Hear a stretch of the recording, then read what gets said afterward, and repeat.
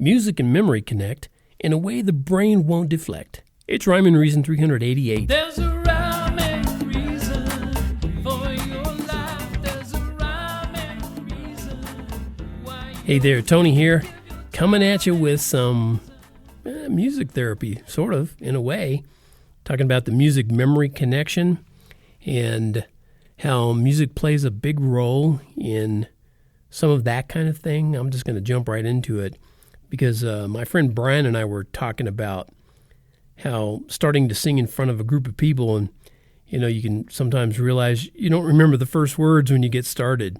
And he told me this happened to him recently, but he was impressed by how the music started, and when it came time to sing the first word, he just remembered. It just sort of popped into his head. And I surprised him by sharing how my music and memory connection saved me lots of times during my full-time music career.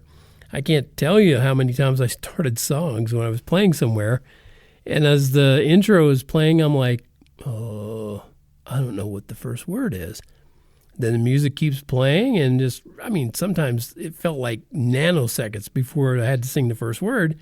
It popped into my brain, and one word took me to the next, and then I remembered the whole song. And that's why I say music and memory go together like warm clothes and cold weather.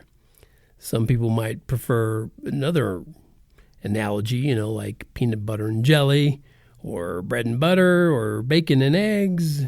Oh no, I had to mention bacon. Now I'm not going to be able to stop thinking about bacon the rest of the time I'm talking about this. And I got a brand new package of it calling my name from the refrigerator. Snap out of it, Tony. Snap out of it. Get off the bacon. All right, back to the music. Anyway, I like that analogy of warm clothes and cold weather because it's really more appropriate for how music connects your power to memory and your ability to remember things. It sort of wraps your brain, or at least parts of it, with a warm, protective layer. And then those parts aren't as likely to freeze up on you. For example, according to the Alzheimer's Association, that's I think ALZ.org or something like that, there's almost 6 million Americans currently dealing with Alzheimer's disease. And they also say on there it's the 6th leading cause of death in America. And several other mighty depressing facts and figures can be found there. I'm not going to go into that because they're pretty depressing. But what I didn't see on their site was very much information about how well music helps people who are dealing with the disease. And there's a lot of people discovering the awesome music memory connection. My mom told me this story again on a phone call a couple weeks ago. We were talking, and she said how her mom, my grandma, forgot most everything in her last couple of years except some old hymns.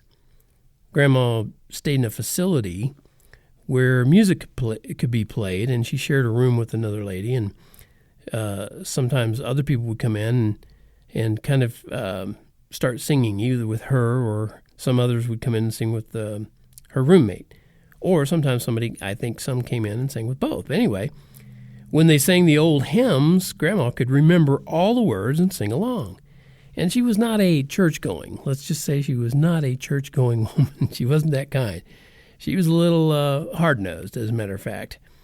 But she remembered those probably from way back in her youth, because her parents, my great-grandparents, were, Bible-believing Christians, and they knew the Bible, and they went to church and all that kind of stuff. Anyway, now, I think there's a whole lot more going on there. And I think that because I know who invented music.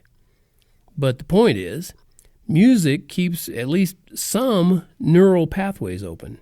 And check out how complicated a neural pathway sounds.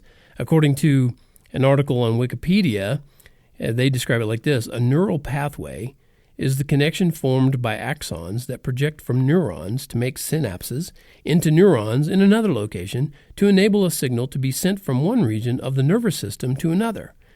Yeah, that totally makes sense, right? Is that awesome or what?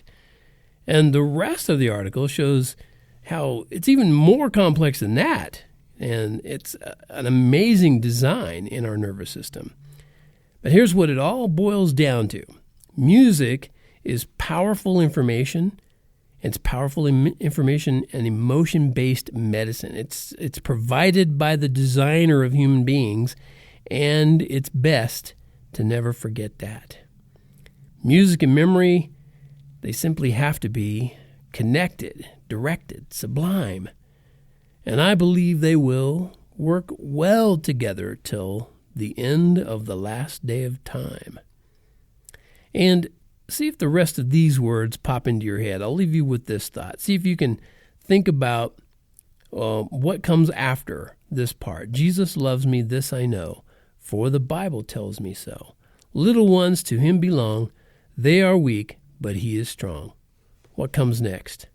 You know it, don't you? Yep. And memory's just another example of how life has rhyme and reason because God made you. There's a rhyme